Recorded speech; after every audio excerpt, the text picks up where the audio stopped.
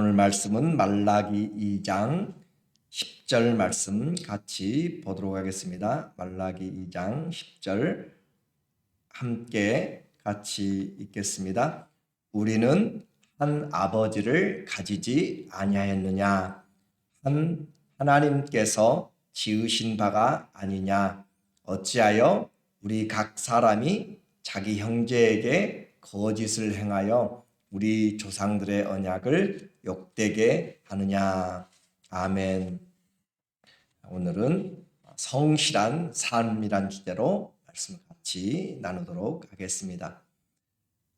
함께 새벽을 열면서 우리에게 지속적으로 회복의 말씀을 같이 보고 있어요. 하나님은 언약의 하나님입니다. 창세기부터 계시록까지 언약을 통하여서 하나님의 사랑을 나타내기 위한 것이에요. 그래서 언약은 우리를 묶는 것이 아니라 우리를 하나님 앞에 사랑으로 하나님의 사랑을 가르쳐주기 위해서 묶어주는 것입니다. 그러니까 우리에게 부담이나 또 율법적인 묶음으로 우리를 부자연스럽게 하려고 언약을 세우는 것이 아니라 우리에게 하나님의 신실하신 사랑을 보여주기 위한 것이죠. 그래서 하나님이 레위 족속과 생명과 평강의 언약을 하셨어요. 하나님 안에서만 생명이 나옵니다. 하나님 안에서만 평강이 나와요. 그래서 그 언약을 맺은 것 자체가 복이다라고 했습니다. 내가 누구와 언약을 맺었느냐라고 하는 것은 누구와 관련되어서 사느냐라고 하는 것이죠. 결혼의 언약을 맺으면 결혼을 통하여서 배우자와 사는 것이고, 사업의 언약을 맺으면 그 사업의 파트너가 되는 것이에요. 그런 것처럼 누구와 언약을 맺었다라고 하는 것은 내가 누구와 함께 삶을 또 목표를 같이 해나가느냐라고 하는 것이기 때문에 중요합니다. 지금 우크라이나와 러시아의 전쟁 가운데 있지만 우크라이나는 나토의 조약에 그 조약에 가입되지 않기 때문에 다른 나토 회원국들이 직접적으로 도와줄 수가 없어요. 그러나 한국은 미국과 한미 그 공동 군사 동맹을 맺었기 때문에 어느 한 나라가 전쟁에 침략을 받든지 전쟁을 하게 되면 자동으로 개입하게 되어 있습니다. 이처럼 조약도 언약이라고 하는 것은 중요한 것이죠. 그래서 죽음 외에는 갈라놓을 수가 없는, 다른 말로는 죽기까지 지켜야 될 것이 언약이라고 했습니다. 하나님이 그와 같이 평강과 생명의 언약을 주신 것이에요. 그래서 이것은 얼마나 복된지 모릅니다. 그런데 어리석게도 이 레위의 사람들은 이 언약을 파괴하였어요. 언약을 파괴하였기 때문에 하나님께서 그의 주신 것들을 복이 아니라 저주로 바꿔버린 것을 지금 말라기에서 우리에게 말해주고 있습니다. 그래서 그들의 잘못된 신앙관을 지금 바꾸기 위해서 하나님이 말라기를 통하여서 불순종한 그들의 가정의 파괴와 또 하나님의 말씀에 불순종을 지적하면서 그들에게 올바로 돌아오도록 그렇게 하는 것이죠. 오늘 10절에 보면은 한 아버지를 가지지 아니하였느냐라고 그렇게 이야기를 하고 있습니다.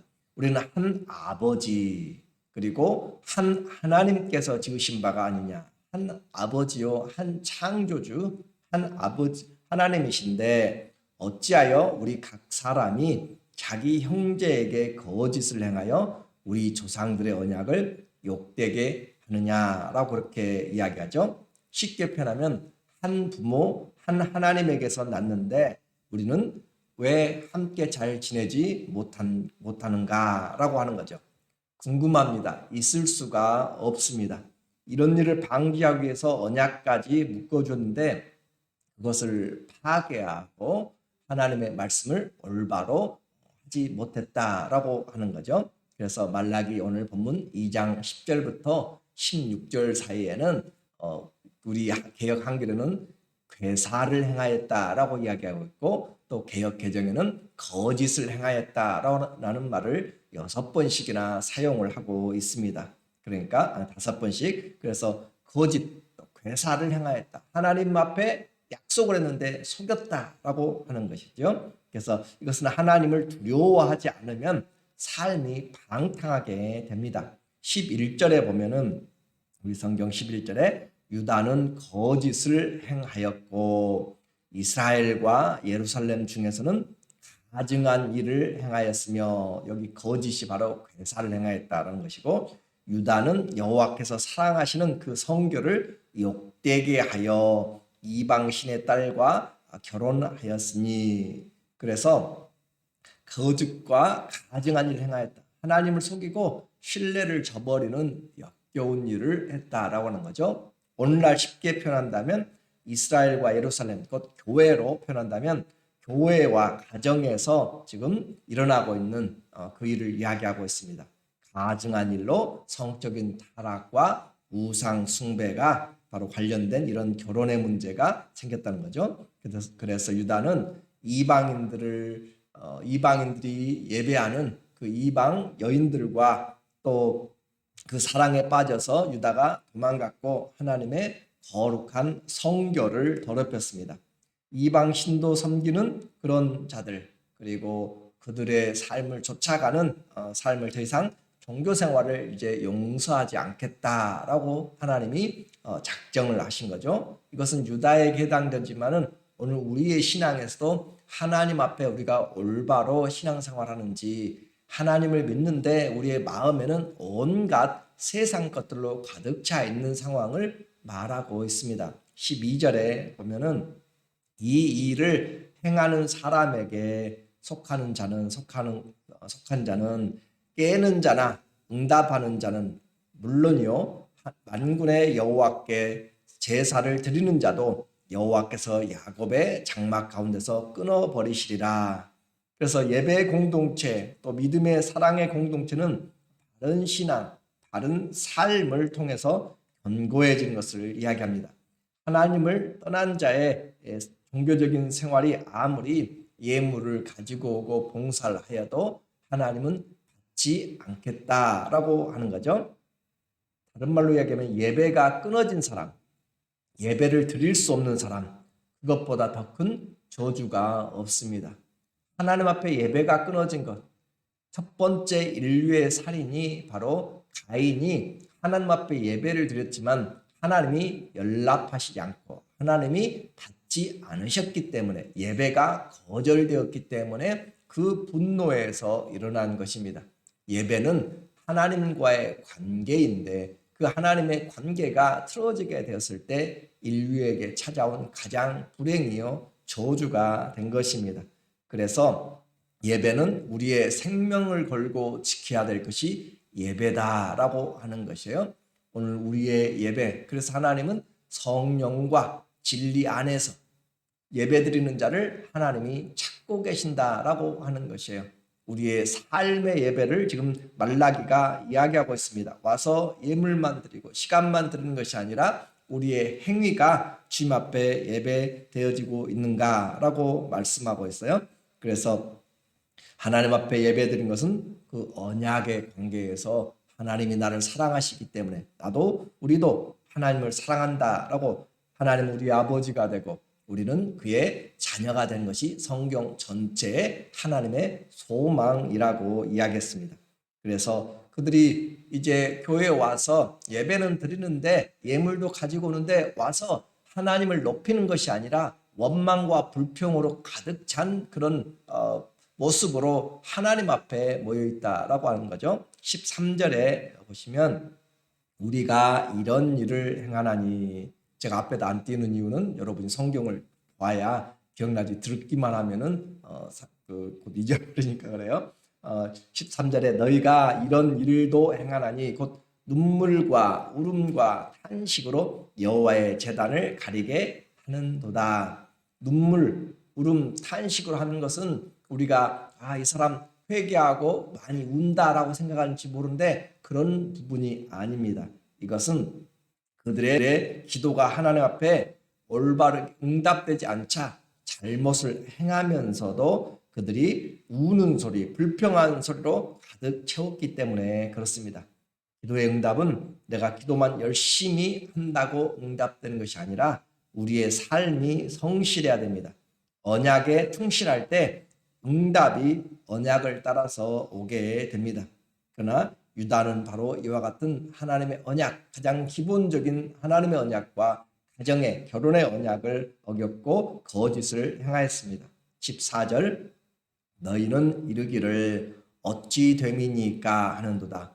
이는 너와 내가 어려서 맞이한 아내 사이에 여호와께서 증인이 되시기 때문이라.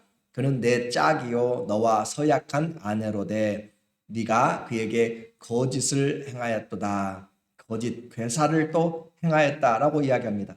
사람들의 언약일지라도 하나님 앞에서 한 것은 주님이 다 지켜보시고 감찰하십니다.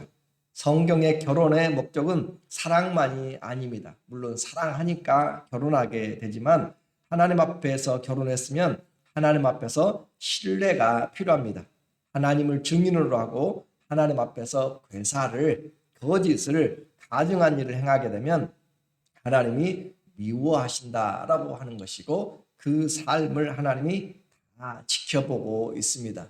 그러니까 하나님 이름 앞에서 행한 그 모든 것들은 다 주님이 기억하시고 보시죠. 16절의 내용에 이스라엘의 하나님 여호와가 이르노니 나는 이혼하는 것과 옷으로 학대를 가리는 자를 미워하노라. 만군의 여호와의 말이니라. 그러므로 너희 심령을 삼가 지켜 거짓을 행하지 말지니라. 여기서도 거짓, 괴사를 행하지 말라. 근거 없는 지식으로 또 근거 없는 믿음으로 신학적인 지식으로 하나님을 괴롭게 하고 있는 유다의 모습을 우리에게 이야기합니다. 무엇을 가지고 하나님을 괴롭게 하는가? 사람이 하나님을 괴롭게 할 수 있는가요? 예, 괴롭게 할 수가 있습니다. 바로 하나님을 잘못 오해할 때 그렇습니다. 17절의 그 내용이에요. 너희가 말로 여호와를 괴롭게 하고도 이르기를 우리가 어떻게 여호와를 괴롭혀 드렸나이까 하는도다.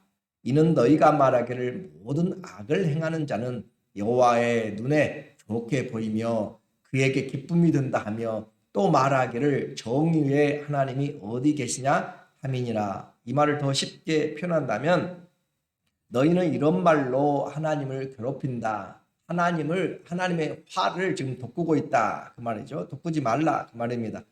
하나님은 사랑이시다. 그래요. 말씀 맞죠. 그 말은 맞아요. 신학도 맞아요. 하나님은 사랑이에요. 그래서 하나님은 사랑이기 때문에 죄인도 사랑하고 죄도 다 사랑하신다. 하나님은 무엇이든지 다 사랑하신다. 심판이라고 하나님은 너무 좋으셔서 심판 같은 것은 하지 않는다. 하나님은 사랑인데 사랑의 하나님이 어떻게 지옥을 준비하시는가라고 그렇게 착각하고 하나님을 오해함으로써 하나님을 괴롭게 한다라고 하는 것이에요.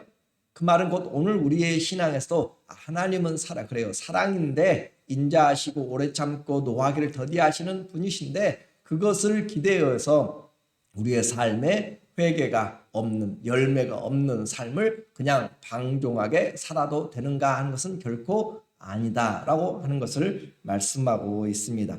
회복되지 않으면 안 되는 것을 지금 말라기는 우리에게 말해주고 있어요. 하나님은 절대 만홀히 여김을 받을 분이 아닙니다. 하나님은 언약에 신실하시고 공의와 사랑이 분명하십니다. 그래서 언약의 핵심은 삶의 성실함입니다. 오늘 성실한 삶을 이 말라기가 회복시키라고 이야기합니다. 오늘 우리의 삶은 하나님 앞에서 성실한지 살펴보라고 하는 것이고 사람 앞에서 성실한지 살펴보라고 하는 것입니다. 성도는 믿으면 끝나는 것이 아니라 성실로 식물을 삼아야 됩니다. 제가 시편 37편 3절과 4절을 읽어드리겠습니다. 여호와를 의뢰하고 선을 행하라. 땅에 머무는 동안 그의 성실을 먹을거리로 삼을지어다. 성실을 식물로 삼으라 라고 시편 37편 3절에서 이야기합니다. 또 여호와를 기뻐하라. 그가 내 소원을 마음의 소원을 네게 이루어 주시리라. 하나님을 사랑하고 성실로 식물을 삼고 하나님을 기뻐하면 주님 우리의 소원을 이루어 주십니다. 주님이 신실하시기 때문에 그렇습니다. 오늘 아침에도 우리를 불러서 주님이 신실하시기 때문에 우리도 신실하라고, 하나님 앞에서 다시 신실하라고 회복시키는 주의 말씀으로 우리의 모든 삶이 주님과 함께 새로운 언약의 날마다 성실하신, 아침마다 성실하신 주의 은혜가 우리의 삶에 풍성하시기를 예수님의 이름으로 간절히 축원합니다. 아멘. 우리 함께 기도하실 때 주님이 우리 모두에게 신실하심의 은혜를 주시기를 간절히 기도합니다. 오늘